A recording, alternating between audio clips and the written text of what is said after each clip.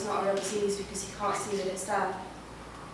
But the truth is, if you could see it, you'd wish that you hadn't. Do you want to know what depression is? Depression is a constant fight with a body that wants to survive and a mind that wants to die. It's like you're stood too close to the edge. You want to step off, but you can't. The sadness comes and goes like waves in the tide, but honestly, depression never really leaves you. First, you can't get out of bed. To others, it seems like laziness, but it's the only safe space that you have. Most people think that you've got it together, but all the while, it just takes one thing, and you just lose it, lose everything. It's random when it happens. In the shower, watching TV, and washing up. It just takes one thought, one moment, and you'll break the walls of this fantasy and face cold, hard reality and realise what is the fucking point of it all. I always hoped that my depression and anxiety won't ever stop me from becoming the person I've always dreamed of becoming.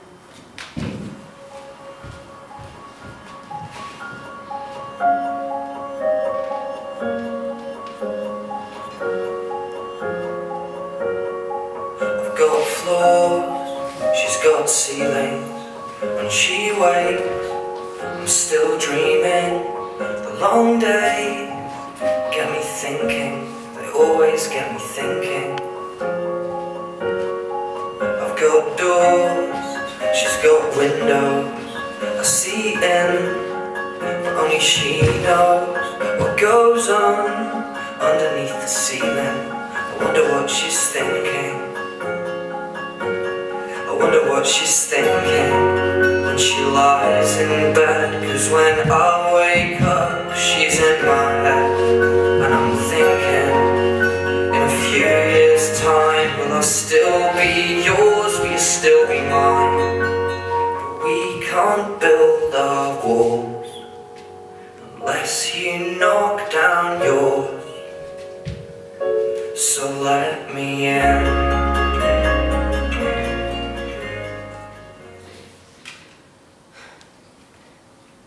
Tell you how I'm feeling. I'm not happy, I know that much. But I'm not exactly sad either. I'm kind of just stuck in between. I feel empty. I ran into my pathetic excuse for a father again. He showed up drunk again. He tried to make amends as if the last few years meant absolutely nothing. The only real thing I've got going for me is Nathan, and what with him being away at university all week, every weekend, not getting to see him is destroying me. And I can't cope. We try and put an effort into our relationship. I make myself look nice for him. I'll spend the night, just one night, and then I'll go. Took me to SeaWorld last time I went up there, which is fun. He goes out of his way, I guess.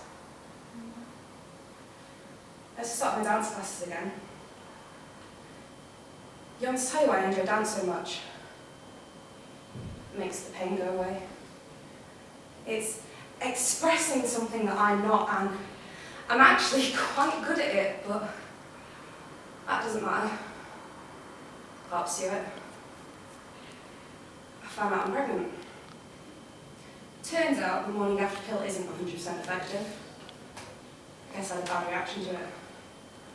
But yeah, I'm going to be a mother. See, I'd always hoped my depression and anxiety would turn into something beautiful, but I wasn't expecting, I certainly wasn't ready for this. What with Nathan being away from us, I just feel more alone than ever.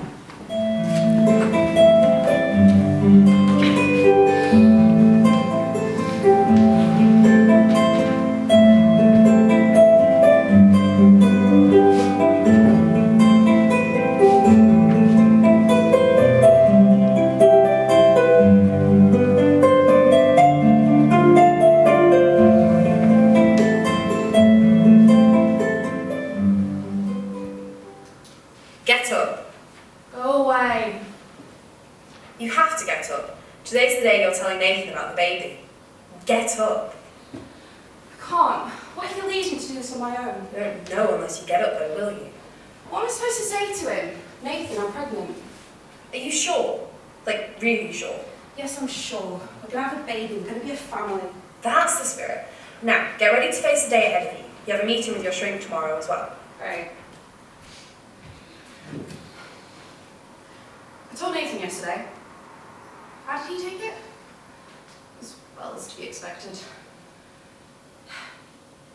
He kept asking me if I was sure. He seemed happy though. Not a bit surprised. I mean, I'm feeling worthless and like I'm not good enough for this. Not ready, certainly not ready. But carry on because I have to. I've got some midwife's appointments coming up. Turns out I'm further along than I expected. Nathan hasn't told his parents yet. Not that I blame him, I hate to tell my mum. He's going to have to though. He'll be getting up at the crack of dawn to see me, and I'll just ask too many questions. I'm glad he's coming now, I'm glad he's here.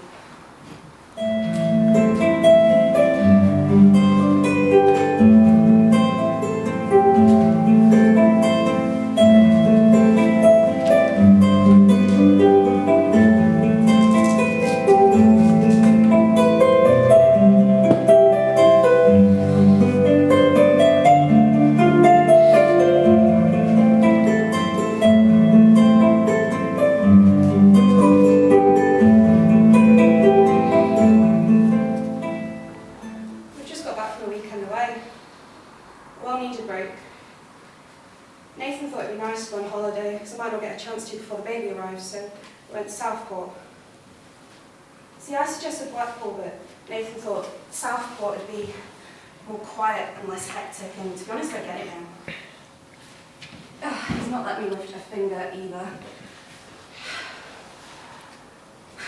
Walking along the sea, the sleep here was just what I needed to clear my head. Gotta take the baby at some point. Oh, I've not told you, have I? We're having a baby girl. See, me and Nathan have an agreement. If it was a boy, he'd get to choose a name, and if it was a girl, I'd get to name her. So I'm naming her Charlotte, and Lily is her middle name. Nathan also wants Catherine a name after a fond tradition of every generation having a Katie or a Catherine, so I guess that's fair. How am I feeling? I'm okay. Good days and bad days. But Nathan's helping me with everything. I don't know what I'd do without him. I'm really glad he's here.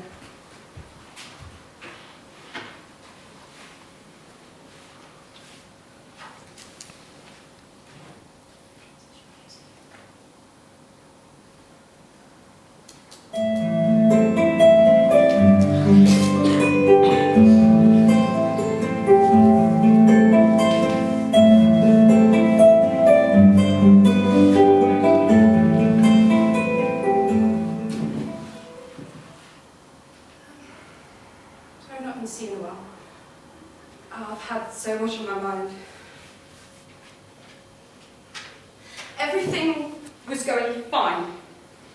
The baby is healthy, and we were working together, coming up with an idea of a future, something I could look forward to. But Nathan's been becoming more distant, spending more time with his friends. I thought it was me pushing him away with my hormones. You know how those can be, right? I thought maybe I'm too fat for him now, I'm not sexy enough. I was wrong. On Tuesday, I went and got my hair done nice for him, but it was quiet, more quiet than usual. I asked him if he was okay, and he just said he was tired, and I believed him. So we went home. He's been staying at mine, getting things ready for the baby arriving. I told him to go catch up on some sleep while I cooked him dinner. And while I was cooking, I heard him crying, and I went to the room. I didn't know what to expect, and he just said that he couldn't lie to me anymore, and it wasn't fair on me. And I thought, oh God, he's cheated on me. I mean, I don't blame him. I mean, look at me. If he has the opportunity, he's at uni a lot. Of course he could. I took it in its stride, and I said, lie about what? He just said, I'm gay. I felt the earth move beneath me. How could he lie to me? 10 years of knowing and loving each other, and he does this to me. I felt dirty and used. I had so many questions, many beginning with why and when. He tried to explain, but I've never wanted anyone to shut up so much in my life. I didn't want to hear any more than I already had. Trying to keep my head, I asked him to please leave. Deep down, I was furious. I wanted to hurt him. I phoned my mum, crying, telling her everything that he did, and she called me an idiot, which I thought was too polite. He didn't deserve politeness, not after this. I remember being in the kitchen thinking, well, I guess it's time to pack his things, and I packed my ass off, wanting so hard to get to Paris and cut his clothes to shreds, cut him out of my life. I messaged him saying that he should come get his things and that I was ready to talk, and by ready to talk I meant I am ready to give you hell and make you pay for what you've done to me. We sat on the floor of what would have been our baby's nursery, and I was so angry. I blacked out from all the things that I said, but I remember his face was full of hurt and anger, and so he fucking should be. I didn't want him to have a chance to raise our daughter. I lived without a father. He didn't even deserve to get to know her after this. But still in the back of my mind, I just kept thinking, how do I tell my daughter all this? I can't.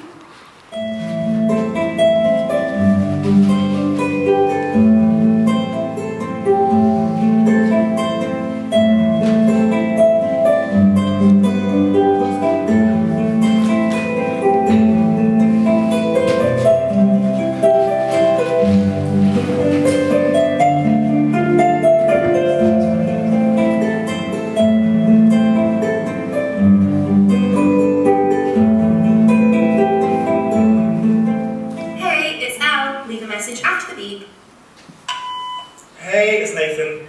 Call me when you have a chance. Hey, it's ELLE. Leave a message after the beep. Hey, call me when you can.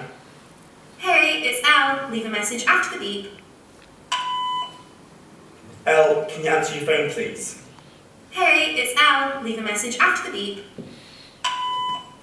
Elle, just pick up your phone. Let's talk about this. Hey, it's ELLE. Leave a message after the beep. For fuck's sake, Elle, talk to me. You can't just shut me out like this. You can't keep me away. It's not fair. Think about Charlotte. Don't fucking do this. Answer your phone. Right. Goodbye. Hey, it's ELLE. Leave a message after the beep. It's me. Please, just talk to me. Or someone. Let me know you're okay.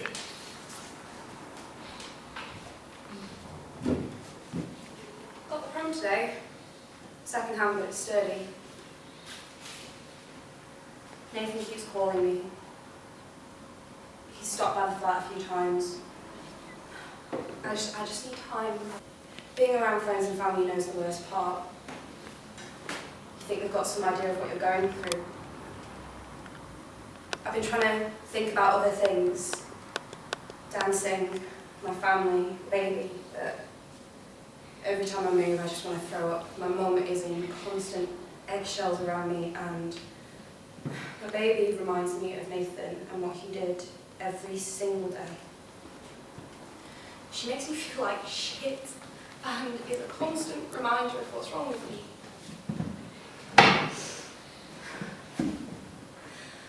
I thought it was my hormones, but how could he do this to me? The one bearing his child.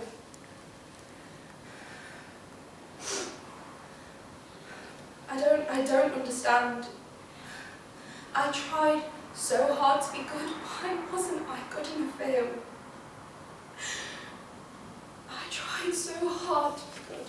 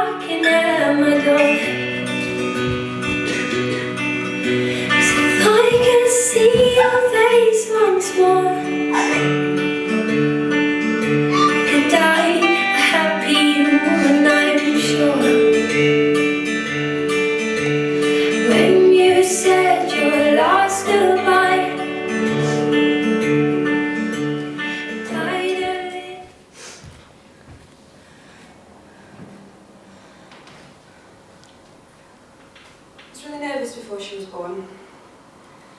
I'd not forgiven Nathan, but I came around to the idea of him seeing his daughter being born. Went to doctor's appointments in awkward silence. It's not like the pregnancy was a walking apart to begin with constant morning sickness, and to top it off, I had preeclampsia. That was fun. When she was born, I looked at her and I only saw him. I didn't feel anything, no love, no happiness, just fear. Doctor stopped bleeding and she was fine, just not what I expected. A couple of days into recovery, all I did was cry. We took her home and we tried to figure it out together, which was the biggest mistake. It's quite a jump going from being a single mum, going from a uni student living with your mum to a single mum living alone. I hated it. I wanted to sleep, I wanted to eat, but I didn't. And she just cried, she just kept crying, she just wouldn't stop crying. My mum just kept telling me what I needed to do and what I needed to do, and that I just snapped. I told her that I didn't want her anymore, I didn't want it, I wanted my life back. I didn't want to do it alone with the constant judging and people staring. I can't do it, I can't.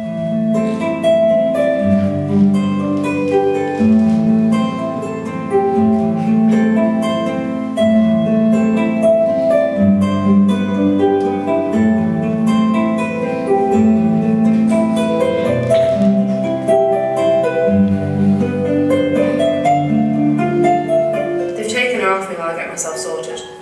People are making a huge deal about it. Nathan is looking after it because I couldn't cope. I walked out the door in tears, knowing in my mind what I was set out to do. I went home, took a bottle of wine and a few pills, but it was taking some time.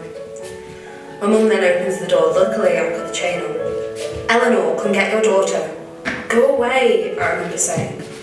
"I don't want to do it. She deserves better." And I guess she did, because I didn't love this baby. I didn't call her mine, I didn't call her by her name, just that she was a baby. My mum left with her and I ran a bath to make myself better, but instead I drank more wine and sank myself further into the bath, feeling numb and empty. I wanted nothing more than to just sink further into the warm water.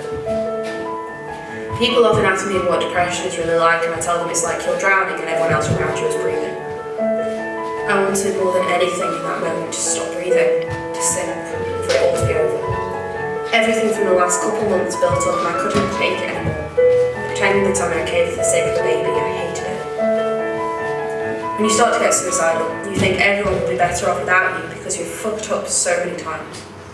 When to get the part where you have the knife, the pills, whatever comes to hand, you start to think about the impact on the people that may actually like you and be affected by your death.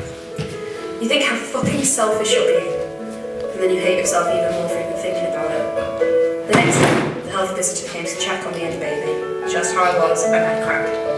I told her everything about how I wanted to hurt her. She suggested getting social workers involved, which was the best thing, but maybe adoption since I couldn't cope. Instead, it was constant meetings of support with Charlotte to get to stay with her dad. The more I see him with her, the more I hate him. I don't want him to have her after everything he's done. He has ruined our family. It's his fault I'm like this. Social workers have suggested that I start seeing Charlotte supervised for a few hours while Nathan goes to uni. She's mine, and no matter what, I will learn to love her by trying different things to bond with her, like playgroups and baby massage, and hopefully these will save our relationship. Social services are not the best, but they try. I guess I'll give them some credit, but they suggested parenting classes. Really, I might as well be back at uni, this is pointless. The social worker infuriated me on a number of occasions over a routine when in custody. Thought she was a total bitch. Now my ex, however, I felt was in constant competition over who was the best parent and who knows best. I still think he hates me for what I did. I can't say sorry enough. I'll fix this.